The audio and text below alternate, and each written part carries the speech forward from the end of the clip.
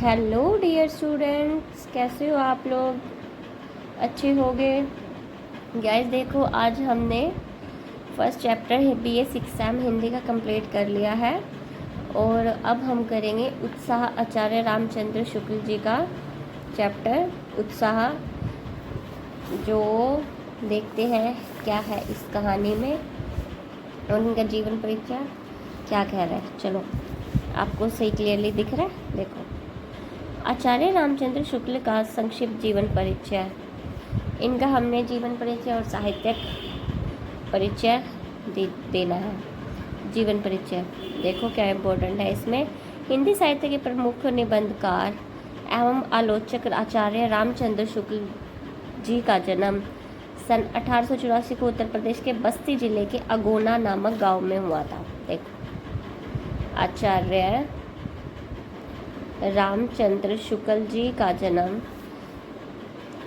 इनका जन्म कब हुआ था? 1884 उत्तर प्रदेश के यूपी के बस्ती जिला अगोना, ठीक है, अगोना गांव में हुआ। इनके पिताजी का नाम क्या था? चंद्रबली। इनके पिताजी का नाम चंद्रबली था। प्रारंभिक शिक्षा मिर्जापुर के जुबली स्कूल से प्राप्त करने के उपरांत उन्होंने मिशन हाई स्कूल में फाइनल की परीक्षा पास की, परंतु वे आगे पढ़ाई जारी न रख सके। कुछ समय के लिए उन्होंने मिशन हाई स्कूल में ही चित्रकला अध्यापक के रूप में शिक्षण कार्य किया तथा तब वे नागरी प्रचारणी सभा के हिंदी शब्द सागर शीर्षक शब्दकोश निर्माण में सह संपादक के रूप में नियुक्त हुए।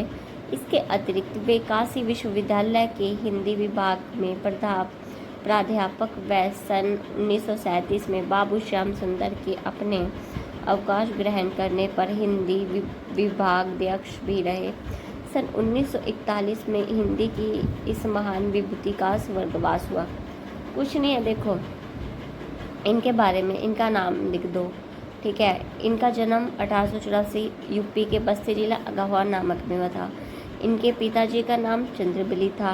प्रारंभिक शिक्षा मिर्जापुर में जुबली स्कूल प्राप्त करने के लिए इन्होंने फाइनल की परीक्षा पास की थी, परंतु वे पढ़ाई जारी न कर सके।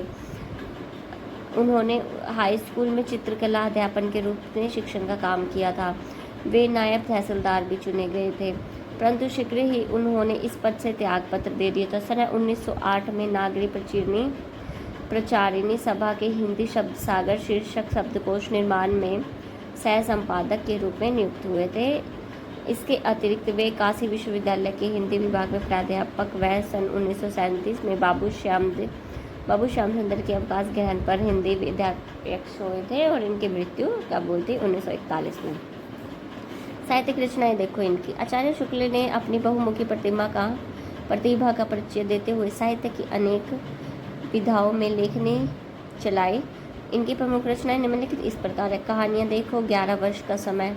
काव्य रचना भूतचरित। निबंध, उनके समस्त निबंध चितामणी 2 भागों में संकलित है। आलोचना, काव्य में रहस्यवाद, सूरदास, तुलसीदास व जयसी के साहित्य की समीक्षाएं, हिंदी साहित्य का इतिहास आदि है। अब देखो, ये इतना कुछ लिखने की ज़रूरत नहीं है, छोड़ो इसको। साहित्यिक विशेषताएं देखो इसकी।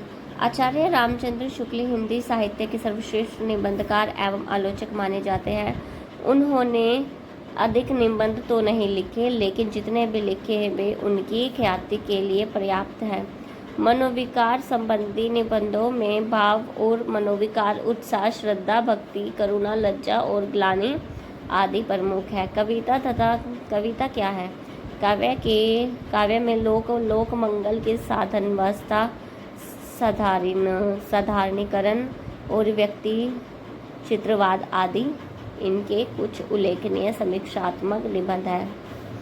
इनकी कुछ विशेषताएं इस प्रकार है। मौलिक चिंतन में श्रद्धा भक्ति कविता क्या है उसके बारे में मतलब थोड़ा बहुत उनको लिख देना। श्रद्धा प्रेम की भावना थी, ठीक है। सुगठित विचार परंपरा हमने इनमें लिखने, परंपरा प्रकृति को लेके कैसा था, क्या परिभाषा है, उसके बारे में हमने देखना है। गंभीर विवेचन में उल्लेखनीय विशिष्टता है, प्रस्तुत करते हैं, फलस्वरूप प्रभावशाली मनोरंजक आकर्षक बन जाते हैं। ये लाइन देखो, इम्पोर्टेंट है। यत्र तंत्र अपनी संवेदनशीलता का मिश्रण करते हुए चलते हैं, हृदय और बुद्धि का समन्वय। शुक्ल जी निबंधों को लेकर अक्सर यह चर्चा की जाती है कि उनके निबंध हृदय प्रधान अथवा बुद्धि प्रधान है। स्वयं शुक्ल जी ने स्वीकार किया है कि उनके निबंधों में हृदय एवं बुद्धि मणिकांचन का संयोग है। फिर आ जाएगा हमारा अनुभूति पक्ष का पॉइंट। मतलब ये लाइन ले लो आप। जिस व्यक्ति या वस्तु पर प्रभाव डालने के लिए वीरता दिखाई देती है उसकी ओर उन्मुख कर्म होता है, कर्म की ओर उन्मुख उत्साह नामक भाव होता है। प्रकृति वर्णन। शुक्ल जी को प्रकृति से अत्यधिक प्रेम था। उन्होंने अपने विभिन्न निबंधों में जहाँ कहाँ मौका मिला है वहाँ की प्रकृति का मनोहारी वर्णन किया गया है। भाषा शैली, इनकी भाषा शैली कैसी थी? तत्सम प्रधान पर निश्चित खड़ी बोली थी। अत्यंत पेड़ व प्रांजल हिंदी भाषा का प्रयोग किया गया है। शुक्ल जी की भाषा विषयानुकूलता है, नवीन विषयों के प्रतिपादन की अद्भुत क्षमता है, भावानुकूल है, संहितालोचन है जो है आदि है। उत्साह निबंध का सार। इस निबंध का सार क्या है देखते हैं। उत्साह एक मनोवैज्ञानिक निबंध है। लेखक ने मानव मन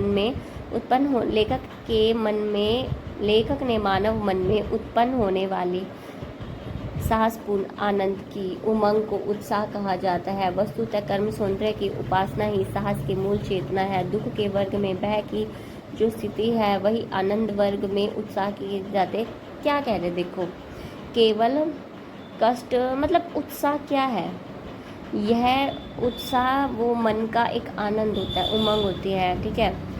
उदाहरणार्थ अनुसंधान के लिए पर्वतारोहण, क्रूर जंगली जातियों के जंगलों में प्रवेश को उत्साह ही कहा जाएगा, क्योंकि इन क्रियाओं में आनंदपूर्वक तत्परता का यह संयोग रहता है। वस्तुतः उत्साह मनुष्य का एक श्रेष्ठ गुण है। उत्साह में प्रयत्न और कर्म संकल्प के साथ आनंद की उमंग विद्यमान रहती है। उत्साह में बुद्धि की तरप्ता के साथ साथ शारीरिक तरप्ता भी आवश्यक है। शारीरिक तरप्ता के अभाव में केवल बुद्धि की तरप्ता को उत्साह नहीं कहा जाता। जिन कर्मों से किसी प्रकार का कष्ट या हानि सहने का साहस अपेक्षित होता है उन सबको उत्साह के अंतर्गत समाहित किया जाता है। कष्ट या हानि के भेद के अनुसार उत्साह के 3 भेद किए जा सकते हैं: युद्धवीर, दानवीर, दयावीर आदि। दयावीर में आत्मत्याग का साहस आवश्यक है, तभी तीनों क्षेत्रों में उत्साह का संरक्षण हो सकता है। सामान्यतः कर्म का आनंद करने की आनंद 3 रूपों में दृष्टिगोचर है: कर्म भावना में उत्पन्न, फल भावना में उत्पन्न, आगन्तुक विषयांतर से प्राप्त आनंद। सच्चे वीरों का आनंद मुख्यतः कर्म भावना से ही संबद्ध कहता है। इसमें साहस की मात्रा अधिक होती है। वस्तुतः फल भावना में उत्पन्न में साहसपूर्ण आनंद की मात्रा अधिक होती है। प्रयत्नशील व्यक्ति को कई बार कर्म में सफलता नहीं मिलती, परंतु वह पश्चाताप का अनुभव नहीं करता। कर्म या प्रयत्न में आनंद का अनुभव करने वाले व्यक्ति फल प्राप्ति होने पर भी सुख प्राप्ति नहीं करता, अपितु कर्म की अवधि में ही वह सुख का अनुभव करने लगता है। इतना लिखने की ज़रूरत नहीं है। उत्साह से आप जो समझे, उत्साह क्या है? उत्साह अमूर्त भाव का मनोवैज्ञानिक विश्लेषण होते हैं। मनोविश्लेषणात्मक निबंधों की भांति नीरस व शुष्क नहीं है। इसमें जीवन व साहित्य का रस है, ठीक है। सारा एग्जैक्ट पॉइंट लिखने की ज़रूरत नहीं है। उत्साह कैसे क्या समझा, चलो प्रसंग में देखते हैं। दुख के वर्ग में जो स्थान है भय का वही स्थान है आनंद वर्ग में उत्साह का है। कठिन साहसपूर्वक ये देख लेना आप, साहसपूर्वक आनंद की उमंग का नाम उत्साह है। उत्साह क्या है पहले तो हमने ये चीज़ समझनी है। देखो, प्रस्तुत गद्यांश हमारी हिंदी की पाठ्य पुस्तक नव्यतर गद्य गौरव से संकलित निबंध उत्साह से लिया गया है। इसके रचयिता आचार्य रामचंद्र शुक्ल जी है। इस निबंध में उन्होंने उत्साह नामक मनोभाव का विश्लेषण विवेचन किया है। इन पंक्तियों में उन्होंने स्पष्ट किया कि साहस व आनंद के साथ किया जाने वाला कार्य ही उत्साह है। समझे? साहस, अगर मेरे को फॉर एग्ज़ाम्पल मैं अब आप लोगों को यूट्यूब पे टीच करती हूँ, पढ़ाती हूँ, अगर मेरे अंदर ये चीज़ उत्साह ही नहीं रहेगी ना, तो ये काम बिल्कुल बोरिंग होगा, मेरे को बिल्कुल इसमें अच्छा नहीं लगेगा, आनंद ही नहीं आएगा। कहने का तात्पर्य यही है कि उत्साह, हम किसी चीज़, किसी भी कार्य को करते हैं, उसको हमें उत्साह व आनंद के साथ ही करना ही उसे उत्साह कहते हैं, मतलब एक्साइटमेंट। शुक्ल जी कहते हैं कि मनुष्य को दुख प्रदान करने वाले मनोभावों में जो स्थान भय नामक भाव का है, कुछ वैसा ही स्थान मनुष्य को आनंद प्रदान करने वाले मनोभावों में उत्साह नामक भाव है। जब भी कोई व्यक्ति भय नामक मनोविकार से ग्रस्त होता है, तब वह अपने कठिन परिस्थितियों में जानकर विशेष रूप से दुखी होता है। साथ ही वह आपको इस विकट स्थिति में दूर करने के लिए प्रयत्नशील रहता है। उसी प्रकार जब किसी व्यक्ति में उत्साह नामक मनोविकार उत्पन्न होता है, वह अपने सम्मुख होने वाली कठिन परिस्थितियों को अपने साहस व अपने कर्म सुख की उमंग में माध्यम से दूर कर लिए प्रयत्नशील रहता है। समझे? उमंग को, जो उमंग एक साहस है वह आनंद है। साहसपूर्वक आनंद की उमंग नाम ही उत्साह है। जो व्यक्ति कर्म सौंदर्य के उपासक है, वही सच्चे उत्साही कहलाने का योग्य है। शुक्ल जी के विशेष देख लो। शुक्ल जी अत्यंत तार्किक रूप में उत्साह व उत्साही व्यक्ति को परिभाषित किया है। भाषा साहित्य खड़ी बोली है, तत्सम तद्भव का प्रयोग किया गया है। प्रसाद गुण व्याप्त है, वाक्य विनाश सरल सहज व रोचक है। विवेचनात्मक शैली का प्रयोग किया गया है। सेकंड में देखते हैं, सेकंड में युद्ध के अतिरिक्त संसार में और ऐसी विकट काम होते हैं जिनमें घोर संकट शारीरिक साहस करना पड़ता है, वही ही उत्साह है। ये इम्पोर्टेंट नहीं है हमारा। देखो, प्रस्तुत गद्यांश हमारी हिंदी की पाठ्य पुस्तक नव्यतर गद्य गौरव में संकलित निबंध उत्साह से लिया गया है। इसके रचयिता आचार्य रामचंद्र शुक्ल जी हैं। इसमें निबंध में उन्होंने उत्साह नामक मनोभाव का विश्लेषण विवेचन किया। इन पंक्तियों में शुक्ल जी ने स्पष्ट किया है कि विकट के कार्यों में शारीरिक कष्टों की परवाह किए बिना आनंदपूर्वक तल्लीनता ही उत्साह है। व्याख्या देखो, शुक्ल जी कहते हैं कि युद्ध लड़ना बेशक अत्यधिक साहस और उत्साह का कार्य है, परंतु इस संसार में युद्ध के अतिरिक्त भी और ऐसे बहुत से भयंकर कार्य हैं जिनको करने में व्यक्ति को अत्यधिक शारीरिक कष्ट सहन करना पड़ता है। ये कार्य इतने विकट होते हैं, इनको करने वालों के लिए मृत्यु तक हो जाती है। शुक्ल जी स्पष्ट कहते हैं, जो व्यक्ति किसी अनुसंधान के लिए बर्फ आच्छादित बादलों को भेदने वाले दुर्गम पर्वतों की चढ़ाई करते हैं, ध्रुवीय द्वीपों अथवा सहारा के मरुस्थल आदि को यात्रा ही करते हैं, जालिम बर्बर मुझे बर्गर याद आ गया, जालिम बर्बर जंगली लोगों के बीच प्रवेश करते हैं, उनके कार्य पूरी तरह वीरता और शौर्य के कार्य करते हैं। ऐसे लोग जिसे आनंदपूर्वक तत्परता के साथ शारीरिक कष्टों से परिपूर्ण इन कार्यों में प्रवृत्त होते हैं, वही उत्साह है। विशेष देखो,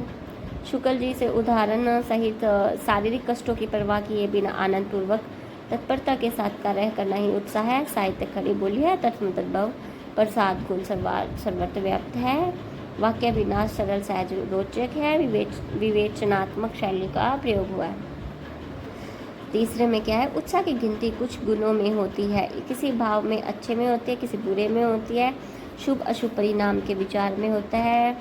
उनके तारीफ आइए देखते हैं इस पैसेज में हमें क्या मिलेगा। देखो, प्रसंग सेम है, ठीक है, प्रस्तुत गद्यांश हमारे ही, आप देख लेना। व्याख्या देखते हैं। शुक्ल जी कहते हैं कि उत्साह नामक भाव की गणना व्यक्ति के अच्छे गुणों में होती है। वे स्पष्ट करते हैं कि कोई भाव अच्छा है या बुरा नहीं होता, निर्णय भाव की प्रवृत्ति परिणाम स्वरूप होने वाला शुभ या अशुभ विचार से होता है।